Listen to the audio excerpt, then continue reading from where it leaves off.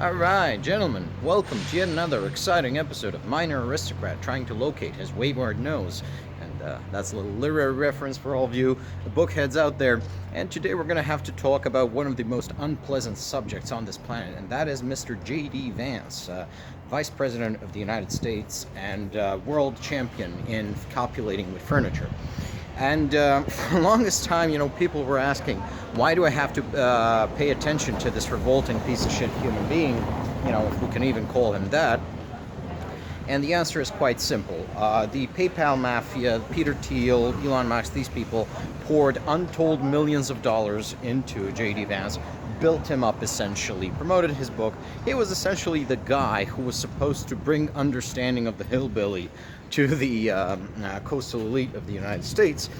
And he failed to do that because Hillbilly Elegy turned out to be just, that's J.D. Vance's book. It turned out to be basically just a longer version of that Kevin Williams column where basically Kevin Williams says that the communities of hillbillies should die. Now, that's a very badly misunderstood column, but that's not the subject of discussion here. The subject of what is J.D. Vance fundamentally. So when that failed, they pivoted to being right-wing populist Catholic theocrats, and even though there's really nothing Catholic about J.D. Vance, there is a lot of nutcase evangelical Protestantism about J.D. Vance and his entire life philosophy, just this way he approaches and understands life. And Pope Francis said it to his face, and Pope Leo has now done the same. But that's not gonna stop these people from essentially painting their own ideas on what Catholicism ought to be. It is what it is. I don't want to get into the weeds of this. And this is why, it was so important to see who the Pope was to the MAGAs, to the MAGA cult. But J.D. Vance, he is fundamentally Peter Thiel's cat's paw in the United States political system. First in the Senate. He was never the senator from Ohio. He's the senator from Palantir, you can call him. And now he's the vice president. Basically, the PayPal mafia bought into the U.S. presidency. And considering that Donald Trump is old, fat, diabetic, and is probably demented. He is fucking demented. The man's brain is disintegrating in real time. He's already less coherent than Joe Biden ever was, and he wasn't that smart to begin with. So there's a lot less brain to eat away at. It's just, it is highly probable that we're going to end up with a President Vance before these 4 years are out. However, and here's where it becomes problematic, it is often said that Vance cannot inherit the MAGA cult because it's not that he lacks charisma. A lot of people lack the sort of effortless charisma that, Donald Trump has or whatever. J.D. Vance has anti-charisma. Like, people instinctively dislike this little gargoyle of a man. And for very good reason. We human beings are very social creatures, and we have evolved to essentially reject socially poisonous, socially toxic people. And J.D. Vance is one of these people. This is a person who has been completely and thoroughly brutalized by his upbringing. He is also his family has a very high incidence of sociopathy. So this is likely a person who is completely false from beginning to end. There's nothing about his personality which is true. He's always wearing some sort of skin suit. He's always wearing some sort of mask, and people know when you're wearing a mask. That's the that's the other thing about lying, that liars always think that they're never going to catch. People are actually smarter than you think, and a lot of people who are taken in by liars, they're not so much deceived as to the nature of the utterances, but they foolishly believe that they can make use of the lies themselves. But so what's the point there? And you ask yourself, okay, couldn't Peter Thiel find someone more charismatic?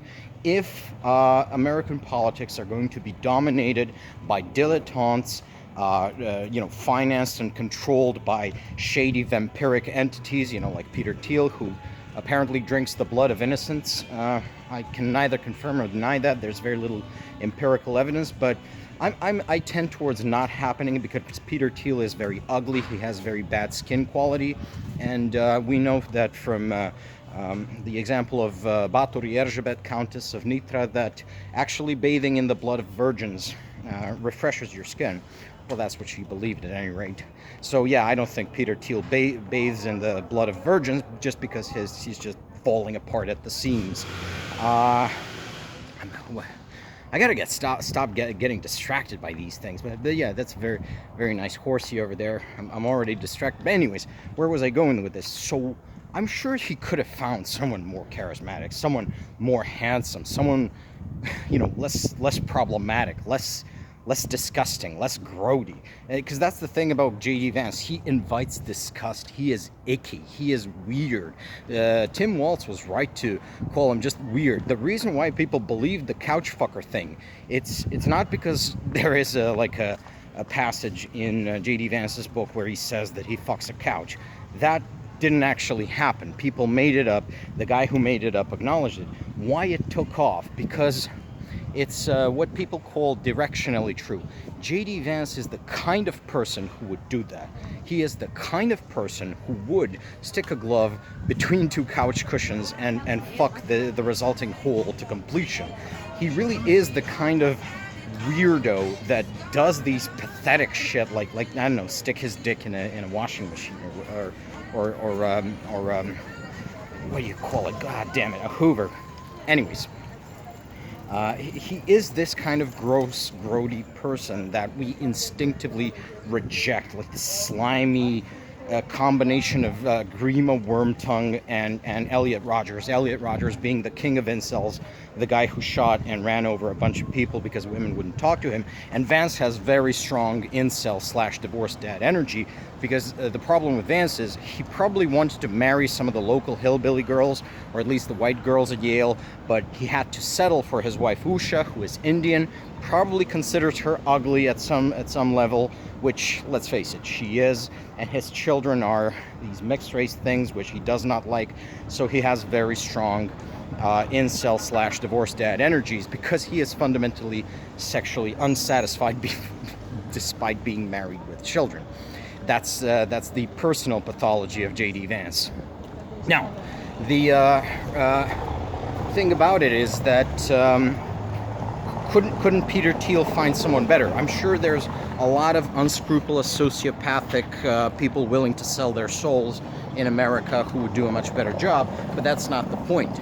The point is to expose America and us, the rest of the world, because Vice President of America, you need to know who that guy is. He could be president, and who's president of the most powerful country is important piece of information. It's a flex. It's a humiliation ritual.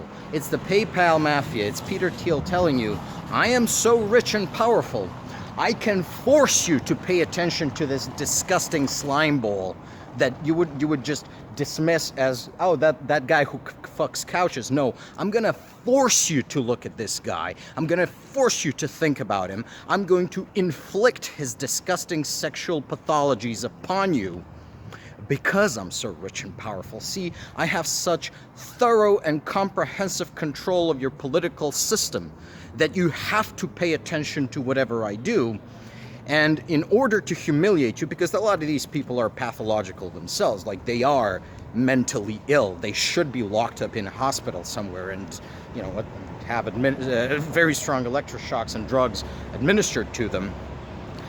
One of the reasons is they want you to feel humiliated.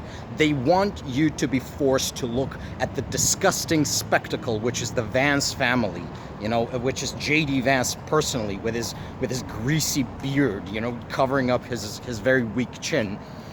They want you to look at this revolting, sorry excuse for a human being who fucks couches, and probably kids too. Although, yeah, I think that's more of Trump's specialty. So that's the thing. That's why it's JD Vance and not someone else. It's because these people need you to be humiliated by looking at such disgusting people. They're going to deliberately find people who are even worse and subject us to them, right, in order to flex their great wealth and power. Look at me, I'm so mighty and rich. I will force you to pay attention to slime balls like this.